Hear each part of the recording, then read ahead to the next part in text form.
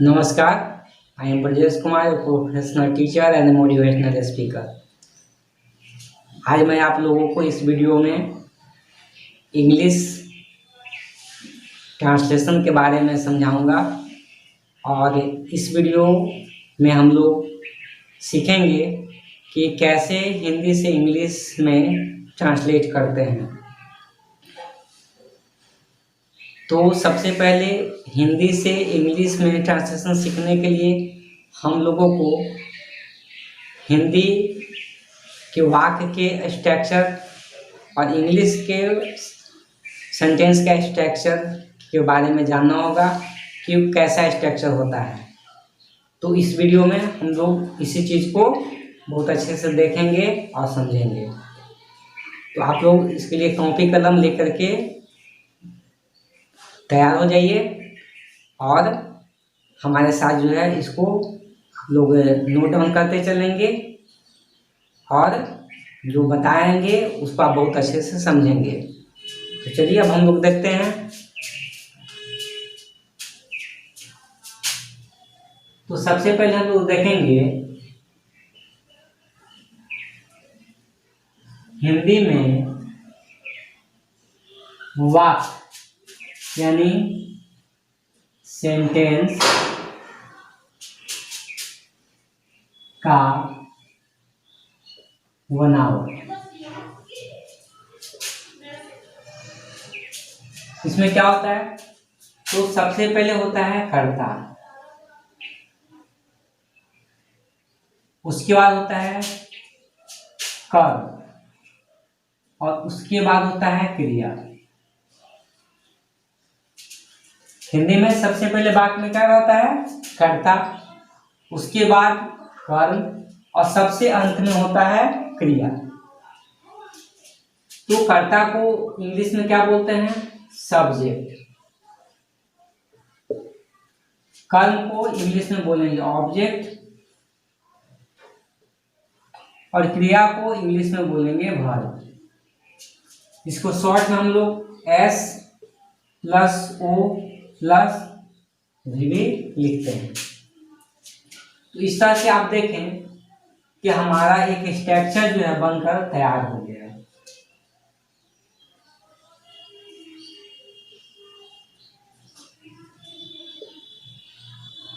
इसको आप लोग भी अपने कॉपी में ठीक इसी तरह से नोट डाउन कर लेंगे। तो आप इसमें देख रहे हैं टेबल फॉर्म में कि कैसे हिंदी में वाक्य का बनावट हो जाता है। कर्ता प्लस कर्म प्लस क्रिया, यानी कि subject plus object plus verb S plus O plus V. यानी कि हिंदी में सबसे पहले होता है वाक्य शुरू में सब्जेक्ट, जस्ट उसके बगल में यानी कि बीच में वाक्य के बीच में रहेगा ऑब्जेक्ट कर्म और सबसे लास्ट में आती है क्रिया वर्ब। अब हम लोग देखते हैं अंग्रेजी में वाक्य का बनावट। अंग्रेजी में वाक्य यानी सेंटेंस का बनावट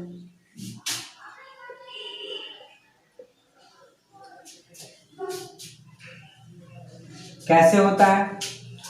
तो सबसे पहले होता है इंग्लिश में कर्ता। पहले क्या होगा?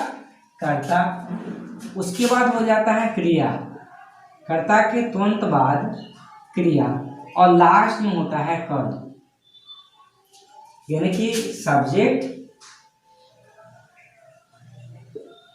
प्लस वर्ब प्लस ऑब्जेक्ट, यानी कि एस प्लस भी प्लस ओ। इसको टेबल फॉर्म में देख लीजिए, बहुत अच्छे से टेबल फॉर्म में आप लोग देख लीजिए। इसको कॉपी में नोट डाउन कर लीजिए ताकि आपको समझने में बहुत ही सहूलियत होगा। तो अब यहाँ पर देख लीजिए अंग्रेजी में वाक्य का बनावट कैसे होगा।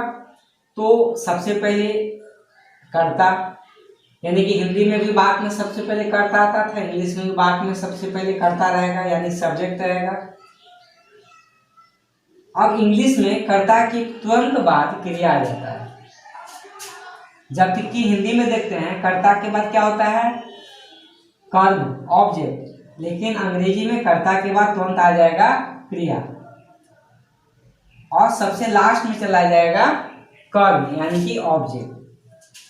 तो आप देखें कि किस तरह से कर्ता दोनों में तो सेम है, सबसे पहले हिंदी में भी कर्ता है, इंग्लिश में भी कर्ता है, लेकिन कर्म और क्रिया का जगह जो है वो रिप्लेस हो गया, यानी कि हिंदी में कर्म जो था उसके जगह पर इंग्लिश में क्रिया आ गया और हिंदी में क्रिया जो सबसे लास्ट में था उसके जगह पे कर्म आ गया, यानी कि दोनों का जगह रिप्लेस कर हो गया। तो इसी पैटर्न पर हिंदी से हम लोग इंग्लिश में ट्रांसलेशन बनाएंगे और इसको बहुत अच्छे से प्रैक्टिस करेंगे। जब इस चीज को आप समझ जाते हैं तो कभी भी आपको हिंदी से इंग्लिश करने में या इंग्लिश से हिंदी बनाने में आपको ज़्यादा परेशानी नहीं होगी। हमेशा इस बात को याद रखेंगे कि सब्जेक्ट हमेशा पहले होगा और उसके बाद सब्जेक्ट के बाद इंग्लिश में जस्ट क्रिया आ जाएगा, लास्ट में कर्म आएगा। इस वीडियो में हम लोग इसको देखें।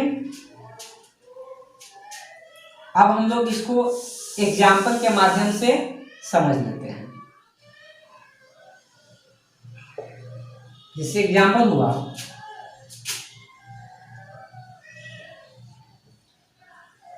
यह कलम है,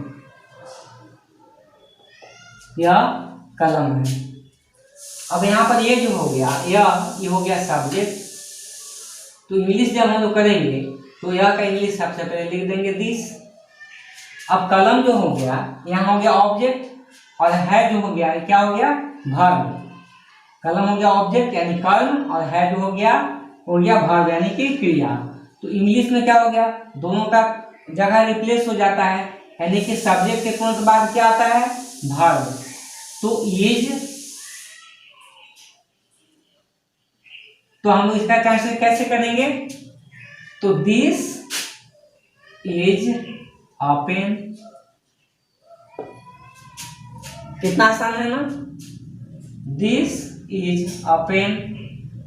उसी तरह से दूसरा देख लीजिए, वह श्याम है, वह श्याम है। तो क्या हो जाएगा, दैट सब्जेक्ट हो गया, वह दैट इज श्याम।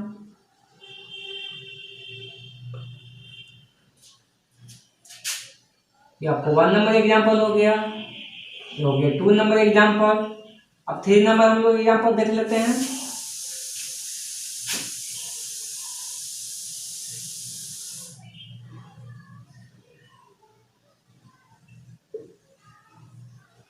यह एक किताब है,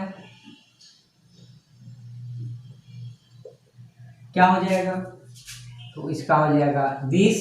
सबसे पहले यह का इंग्लिश लिख लेंगे दिस, उसके बाद क्रिया जो सबसे लास्ट में, हिंदी के वाक्य के सबसे लास्ट में क्या होगा, क्रिया होगा, तो उसको जस्ट सब्जेक्ट के बगल में लिख देंगे।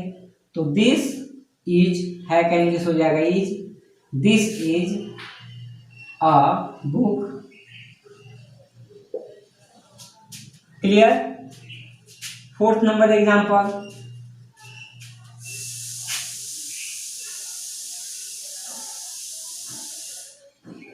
राम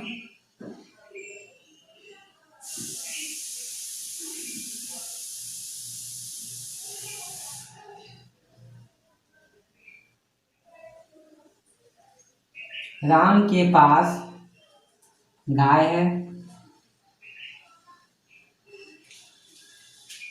अब यहाँ पर देखिए राम के पास गाय है, तो राम हो गया सब्जेक्ट, तो पहले लिख देंगे राम। अब कहता है के पास गाय है, तो ये के पास गाय है क्रिया के लिए, यहाँ पर है के लिए यहाँ पर वर्ब आ जाएगा has. Ram has a cow. Clear. उसी तरह से 5वां एग्जाम्पल देख लीजिए।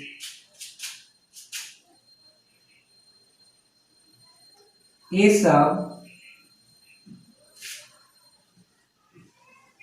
बकरियां हैं। तो देखिए ये सब क्या है, इंग्लिश क्या हो जाएगा, बीज, बीज के साथ में है आर, बकरियां, गॉड्स। तो इस तरह से देखें हिंदी से इंग्लिश ट्रांसलेट करना कितना आसान है। सिर्फ हम लोगों को सब्जेक्ट, ऑब्जेक्ट और वर्ब के बारे में अच्छे से पहचान होना चाहिए, और इंग्लिश से हिंदी में या हिंदी से इंग्लिश में किस तरह का वाक्य का रचना होता है, वाक्य का स्ट्रक्चर क्या होता है, सेंटेंस का स्ट्रक्चर क्या होता है, इसको जो है जानकारी रखनी है। उसके बाद आराम से हम लोग हिंदी से इंग्लिश ट्रांसलेट कर लेंगे। तो इस वीडियो को आप देख करके हमें आशा है कि आप लोग को बहुत अच्छे से समझ में आया होगा, और इस वीडियो को आप बार बार देखें ताकि आपका क्लियर जो है कंसेप्ट हो जाएगा। और आगे भी जो है हम लोग इस वीडियो से आगे आप लोग को इंग्लिश, हिंदी से इंग्लिश में कैसे ट्रांसलेट करें आपको स्टेप बाय स्टेप बताते चले जाएंगे। तो इसके लिए आप जो है हमारे चैनल को सब्सक्राइब कर दें, तो इसी तरह का वीडियो आपको जो है आगे भी मिलता रहेगा। तो मिलते हैं आपसे अगले वीडियो में, तब तक के लिए हैव ए नाइस डे।